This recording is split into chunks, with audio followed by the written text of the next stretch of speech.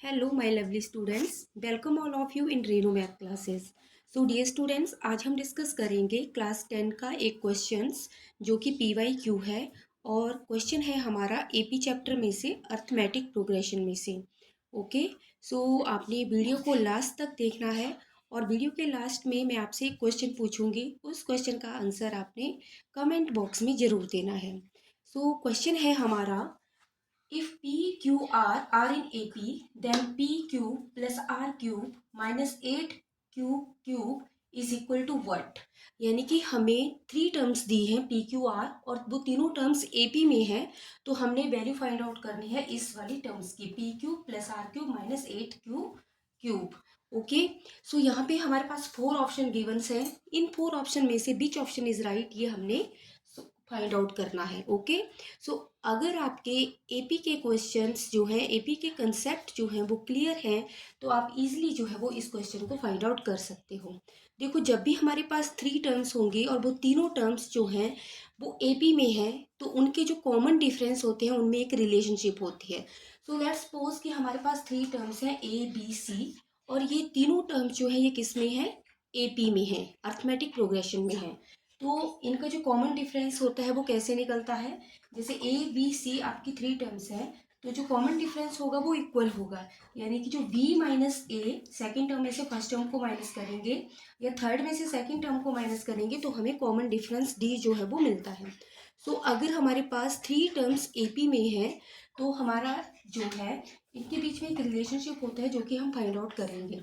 यानी कि second term minus first term जो कॉमन डिफरेंस आया इज इक्वल टू होगा third term minus second terms के कॉमन डिफरेंस के equal. So B minus A is equal to क्या हो जाएगा, C माइनस बी। जब आप इस B को ट्रांसफर करोगे इस साइड, तो ये नेगेटिव साइन जो है हमारा पॉजिटिव साइन में चेंज हो जाएगा।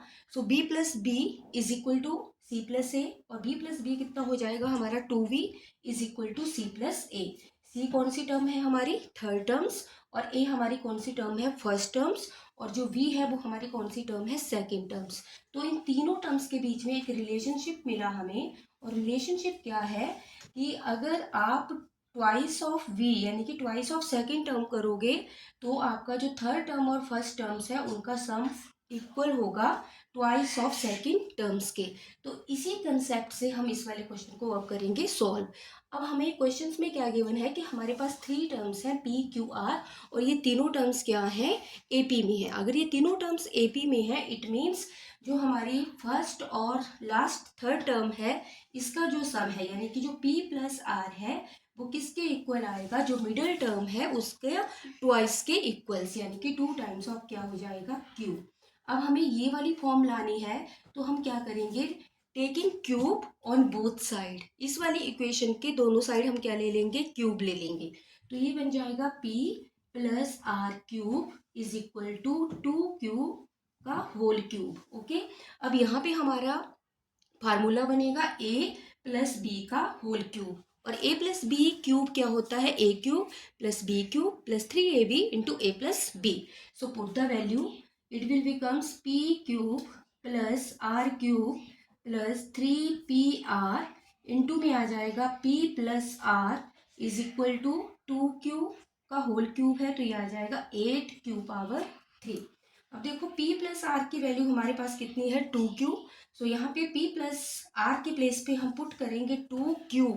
सो ये बन जाएगा P cube plus R cube plus 3PR into P plus R के प्लेस पे 2Q is equal to 8Q power 3।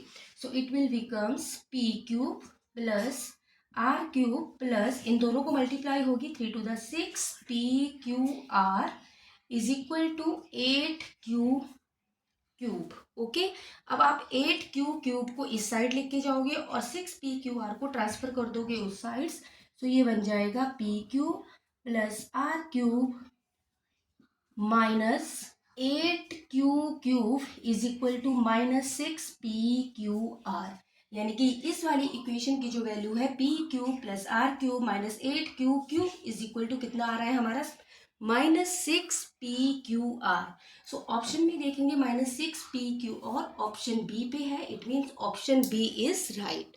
सो देखा आपने, अगर आपका ये वाला कंसेप्ट क्लियर है कि जब हमारे पास थ्री टर्म्स होती हैं तो कॉमन डिफरेंस के बीच में क्या रिलेशनशिप होती है, तो आप इस क्वेश्चन को इजीली जो है वो सॉल्व कर सकते हो। So I hope this question is clear to all of you. और आज का आपका क्वेश्चन है कि 1 से 100 तक जीरो कितनी बार आती है। कमेंट बॉक्स में आपको ज़रूर बताना है। Thank you so much for watching.